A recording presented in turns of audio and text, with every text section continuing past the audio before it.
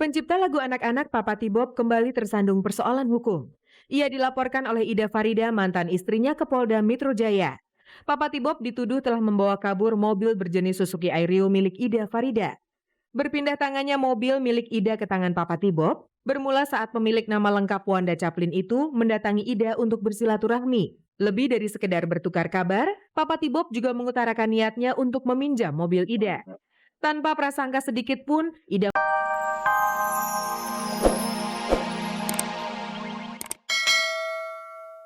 Halo, apa kabar?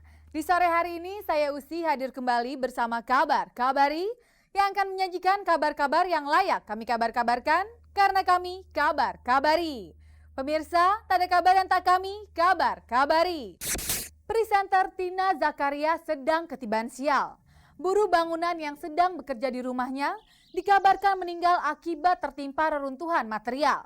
Kini kasus tersebut telah dilimpahkan ke Polsek Pulau Gadung, Jakarta Timur.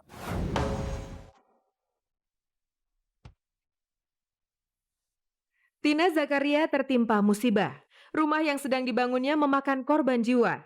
Seorang pekerja bangunan yang tengah merenovasi tempat tinggal presenter yang juga penyiar radio itu Selasa lalu meninggal dunia akibat tertimpa beton. Sebagai majikan dan pemilik rumah, Tina tentu terkejut saat mendengar kabar kematian pekerjanya itu. Jelas shock banget ya, shock banget. Nggak ada yang mau gitu loh. Eh, yang saya kepikiran adalah memang betul keluarganya bagaimana mereka menghadapi itu, walaupun semua pekerjaan pasti ada resikonya gitu kan. Jelas saya shock banget walaupun saya baru kenal dia, belum ada Sabtu ini tuh genap 1 bulan mereka kerja sama saya gitu kan.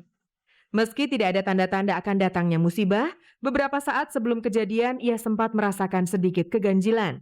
Beberapa kali para pekerja bangunan di rumahnya itu mengalami kecelakaan kecil. 1,5 minggu sebelumnya ada salah satu yang kerja juga kakinya ketusuk paku gitu kan. Pertama saya dengarnya udah kalut juga ya. Apakah ini normal atau tidak? Tapi balik lagi karena ini berhubungan dengan bangunan mungkin ini normal. Kemudian berita berikutnya yang almarhum yaitu Mas Nuri, pertama saya cuma dengar bahwa dia jatuh tertimpa tembok, tapi saya tidak tahu seberapa parahnya kan. Di situ saya mikir lagi, ini normal nggak sih? Normal nggak sih? Kemudian akhirnya meninggal pun itu yang membuat aku shock sekali. Tidak banyak yang bisa ia lakukan untuk meringankan beban keluarga yang ditinggalkan, selain memberikan sedikit santunan kepada keluarga korban.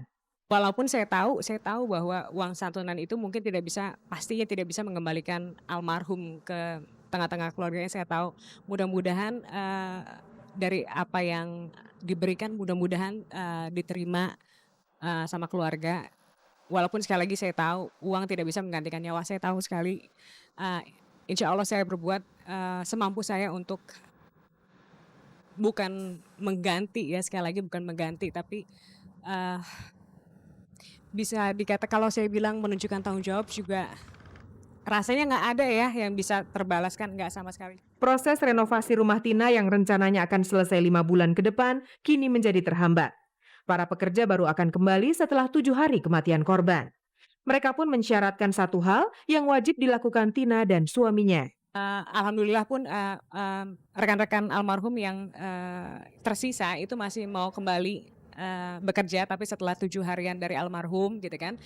Mereka bilang bahwa syaratnya adalah selamatan. Iya, itu yang akan saya lakukan, bahwa sebelum merenovasi rumah saya nggak selamatan, mungkin itu kali ya. Aduh ya Allah Mak, aduh nggak tahu deh.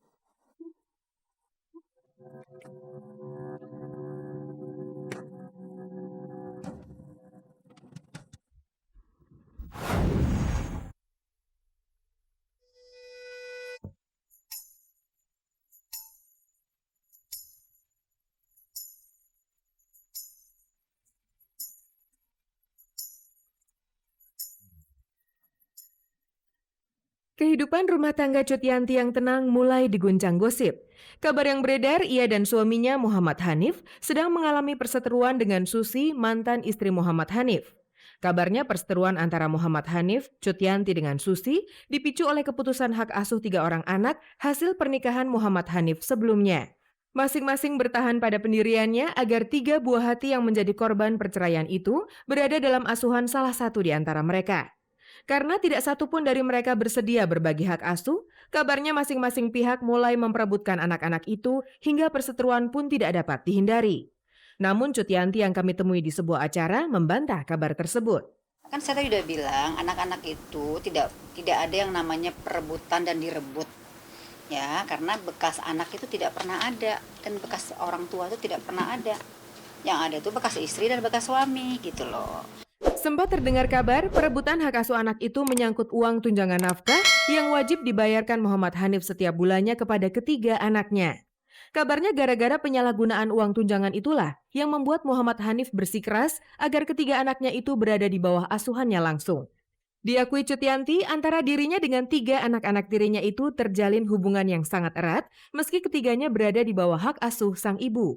Oh di sana ya, nah, tapi kalau Sabtu Minggu mereka suka-suka sih ya, kalau lagi libur suka di kita.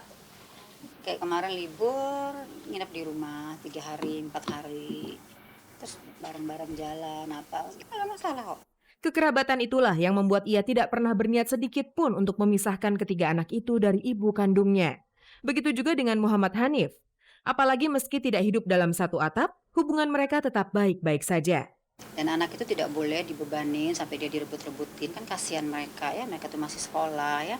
Saya rasa ini kan semua masalah orang tua, dan juga saya rasa namanya orang tua, apalagi saya tidak pernah untuk berpikir untuk merebut anak, itu nggak ada. Dan mereka juga di bawah umur, mereka memang wajib untuk ke ibunya gitu loh. Jadi ia mengaku tidak habis pikir bagaimana hubungan yang harmonis itu bisa dikabarkan tengah memanas gara-gara berebutan anak. Mungkin di sini mungkin yang perlu diluruskan. Kalau orang yang divorce yang ada punya anak itu memang lebih baik untuk pembagian, bukan pembagian segala macamnya itu, bukan perebutan loh ini pembagian segala macam itu harus kita serahkan sama hukum. Jadi lebih jelas gitu loh. Jadi anak itu seperti apa gitu loh pembagiannya. Nah, dan juga mungkin mantan istri itu kok dia belum married, dia juga dapat pembagian seberapa, itu harus ada.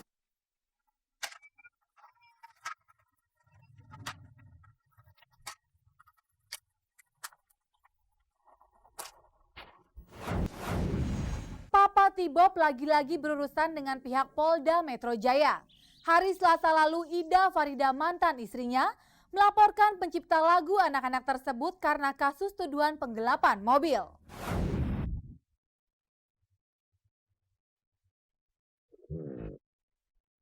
Pencipta lagu anak-anak Papa T-Bob kembali tersandung persoalan hukum. Ia dilaporkan oleh Ida Farida, mantan istrinya, ke Polda Metro Jaya. Papa T-Bob dituduh telah membawa kabur mobil berjenis Suzuki Airio milik Ida Farida. Berpindah tangannya mobil milik Ida ke tangan Papa T-Bob bermula saat pemilik nama lengkap Wanda Chaplin itu mendatangi Ida untuk bersilaturahmi. Lebih dari sekedar bertukar kabar, Papa T-Bob juga mengutarakan niatnya untuk meminjam mobil Ida. Tanpa prasangka sedikit pun, Ida memberikan mobilnya itu kepada sang mantan suami.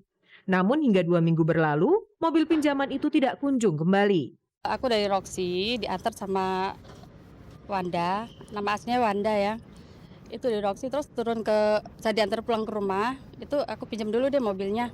Aku kasih bawa, katanya mau ada urusan, mau ini ketemu orang untuk mau bikin album gitu Mbak. Aku kasih bawa. Sekarang aku tuh nggak balik-balik dari tanggal 8 sampai hari ini 2 minggu itu nggak balik. Pokoknya aku minta cuma ini aja Pak, kembalikan mobil saya secepatnya. Saya tuh percaya aja karena saya pikir udah insaf lah ya. Berkali-kali Ida mencoba menghubungi Papa T-Bob untuk menanyakan nasib mobil miliknya itu, namun selalu berakhir dengan tangan kosong. Akhirnya Ida yang mulai kehabisan akal untuk menuntut hak itu, melaporkan Papa T-Bob ke pihak yang berwajib. Saya nggak tahu di mana keberadaannya ya, HP mati, semuanya mati. Aku nggak bisa hubungin kemana.